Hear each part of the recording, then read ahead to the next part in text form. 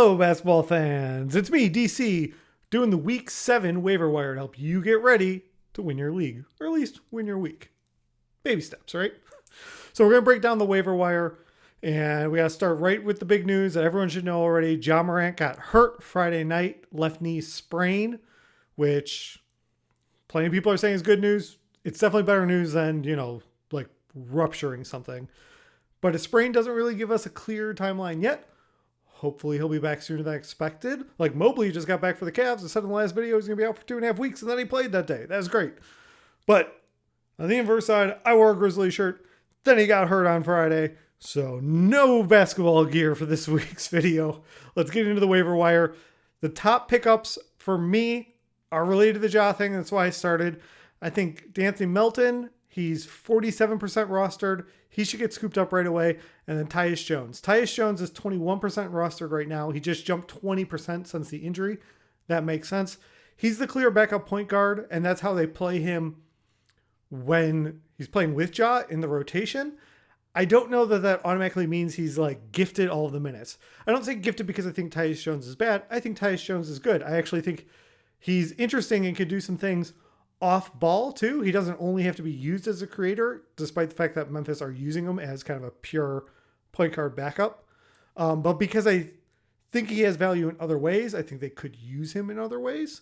But I think maybe talent wise, Desmond Bane, who's above 50%, he's at 65%, so he didn't make this list. If Bane's out there in your league, I want to add him because he's had a clear role anyway, even with Ja playing. So his minutes might go up, but even if they don't, I think he's valuable. Then I go Melton. Then I go Tyus Jones. That's where my waiver wire search starts right now. It's for a couple reasons. Ja being injured, which hopefully it's not long term. As a basketball fan, I want him back. As a Grizzly fan, I want him back. As a fantasy owner who has him in Keeper League, I would like him back. But they also have a great schedule this week. If you didn't already watch my Week 7 schedule breakdown video, I'll link to it right here, right now. Go check it out. In that I delineated why I think Portland's got the best streaming schedule for this week. I think Memphis and Knicks are tied for the second best, and then probably Toronto. So we've got big NBA news of someone being out, coupled with a really good streaming week. You can get them in there for 3 streaming days, and then try and pivot and get someone else in there on Sunday if you want. But if they take off, you hang on to them. Memphis has 4 games next week, and you just let the good times roll with this free commodity. So that's where I would go with my top move, is grabbing 1 or 2 of the Grizzlies guys, depending on what you want to do, until we can see how it works out. Next on my list is Alec Burks. We talked about him last week. He's 30% rostered. So 70% of leagues, you can go get him. He was 27% rostered when we talked about him last week. He's up 3% since we talked about it. He's playing well, but inconsistent. So since we last talked about him, he had 12, 6, and 3, but he had 2 steals. He had 9, 6, 1, and 1. Maybe people were dropping him there at 23 minutes. But he just got his first start of the season, 23 points, 7 rebounds, 3 assists, 2 steals. That was against Atlanta, and he played 39 minutes. I'm not counting on him playing 39 minutes, although, let's be honest, Tibbs is his coach, and Tibbs doesn't always keep tabs on limiting people's minutes to avoid exhaustion. But if he's starting, right, there's a pretty rough guard rotation there right now. Rose is hurt. Kemba is resting. So 39 is a little pie in the sky, but if he's contributing like this, I love it. And I think you can pick him up. The Knicks have a great streaming schedule. You get to use him for 3 of the days. He plays Brooklyn, Chicago, Denver. Now, Chicago and Denver aren't great fantasy matchups, but just because I'm lowering expectations when we talk about that pace and stuff on the other video, doesn't mean I avoid any of them. It might impact me for, say, DFS choices, because he might have more turnovers if he has to face Caruso and stuff. Although Caruso's not normally guarding their guards because they're using Caruso as this amazing Swiss Army when they face the Bulls. But that's a different thing. I think Alec Burks is a pickup. I think you use him this week. The Knicks have 4 games next week. So if he stays hot and keeps getting these minutes, I think you can continue. Maybe there's long-term potential here. Third on my list is a long to medium-term speculative ad. JRE, Jerami Robinson-Earl. He's playing well. His minutes have gone up. And we know Oklahoma City's, living this, I don't want to say perpetual rebuilding. It's only been a couple of years, but that's what they're doing. They're going with younger guys and trying stuff. Right now, he's 28% rostered. That's already up 16% from just Friday when I looked at this, start getting the names together. Oklahoma doesn't have a great schedule this week. They play 3 games. It's all at the start of the week, and they're mostly on higher volume days. There is a streaming day there when they play Memphis, and Memphis is an ideal matchup, so that's great. What's interesting, besides his minutes going up, is that Shea is back, and he's still stayed in the starting lineup. They play different positions, but again, the minutes change and you can fluctuate some things. They're working him in more and more, and I don't think that's going to change, right? He's gone from like sometimes playing 11 minutes to consistently playing 27 to 30 minutes a game. And so there's a lot of value there. Now his last game was, he had 10 points, 2 rebounds, a block, nothing too big. But before that, he had 13 and 10 with 3 threes. Before that, he had 13 and 10 with 2 threes. So while I mentioned, I think everyone I've mentioned here so far, I like in both points and categories leagues. Robinson's, the stat lines I just read weren't full of steals and blocks, but he has that capability to give you some. So I think I like him a little more in category leagues, but I like him in both. So I think he's worth a look if you're not trying to stream this week or a weekly locks league. I mean, it's only 3 games, but you grab him and then hang on to him and see what happens over the next couple of weeks. I think his ownership is going to keep going up. Next on my list, I got Willy Hernangomez or Guillermo Hernangomez, depending on what platform you're playing. Do they list him by the nickname or the first name? He's getting a lot more minutes. He's 20% rostered, so available in 80% of leagues.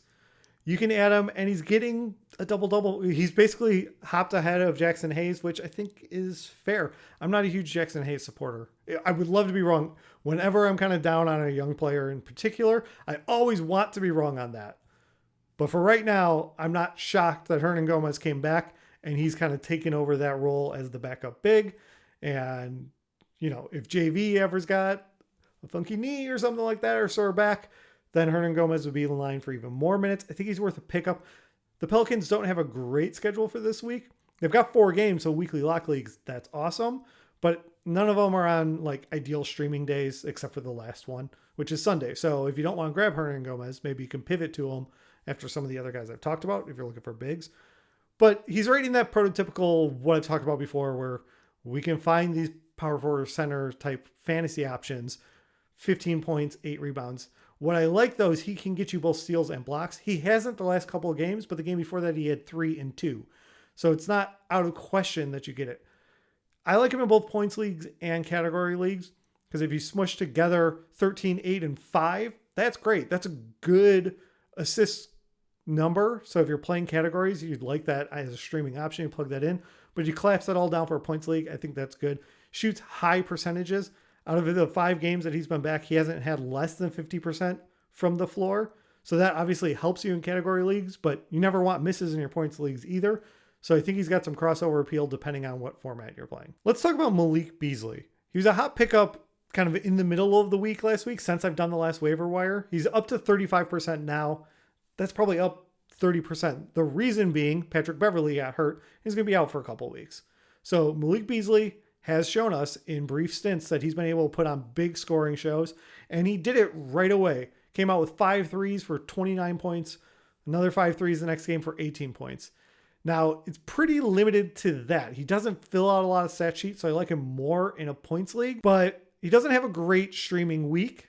Really what I want to talk about is he just had a dud game against Philly, played 24 minutes, got 5 points, 2 rebounds with a 3 and nothing else. I'm kind of expecting people to bail on him a little bit after seeing that. And if you have him, I think you ride that out. Everyone's got up and down games.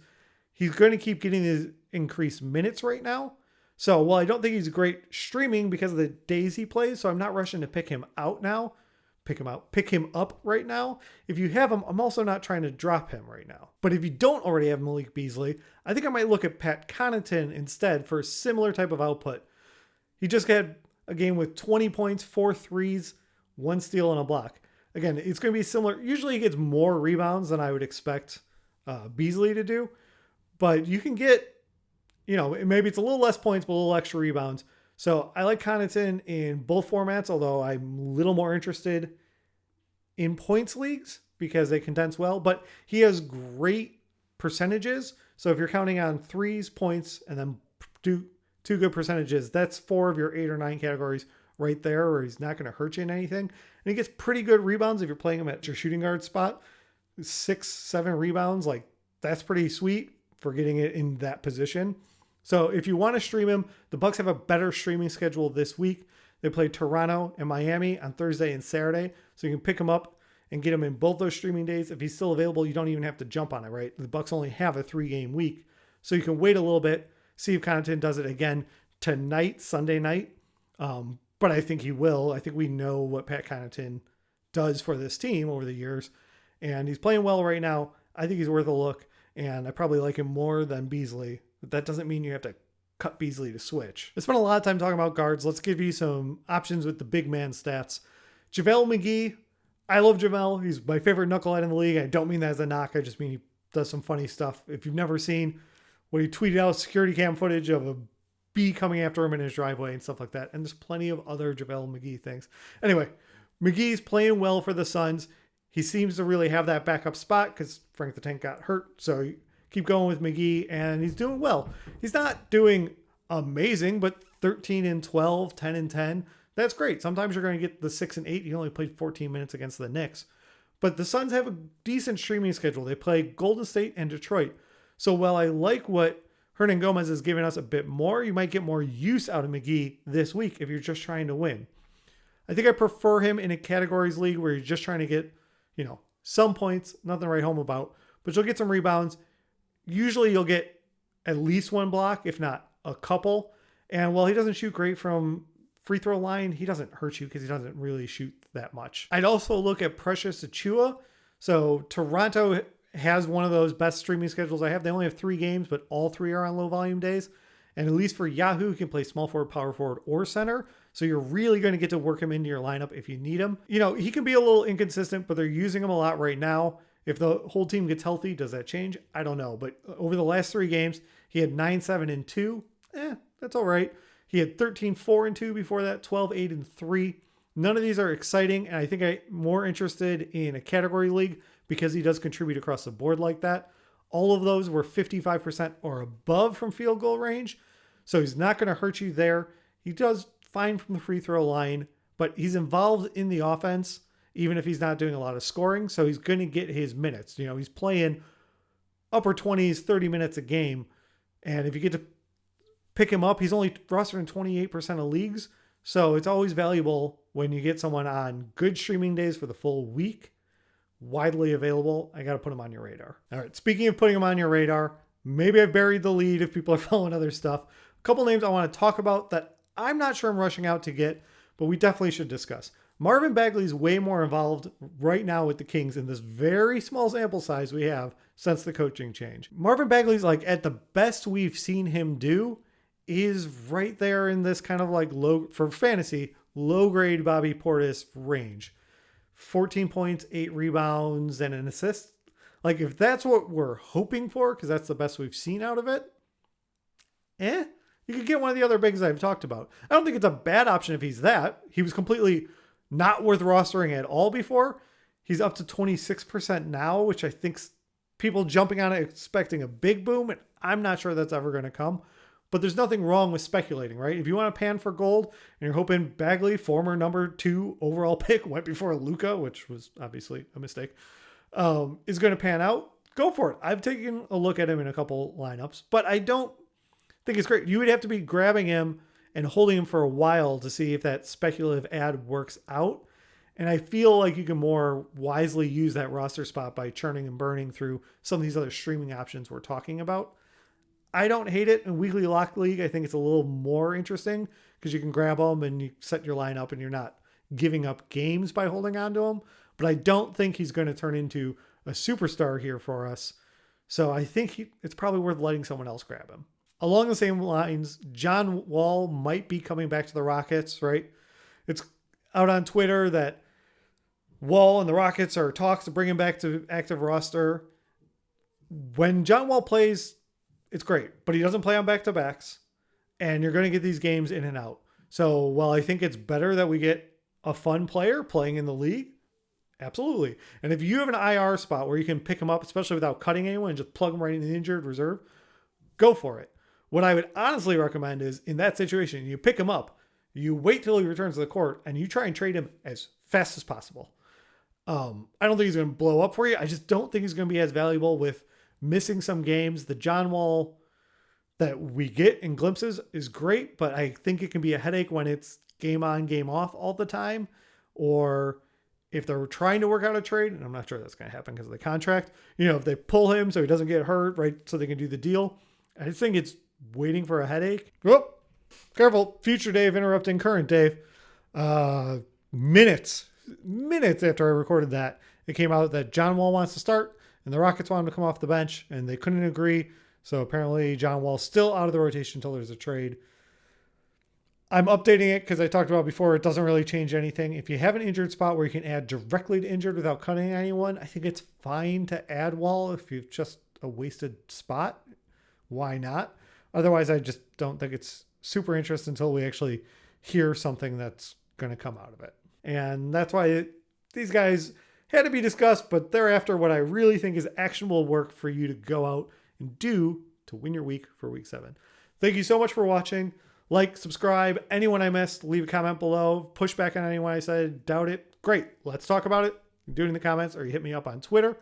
Otherwise, thank you for watching, and I'll be back real soon. Thank you so much for watching. If you've made it this far, please hit the like button and leave a comment down below. It helps me grow the channel. If you want more videos like this, hit subscribe or even the little bell will give you alerts, and I'll be back soon with another video for you.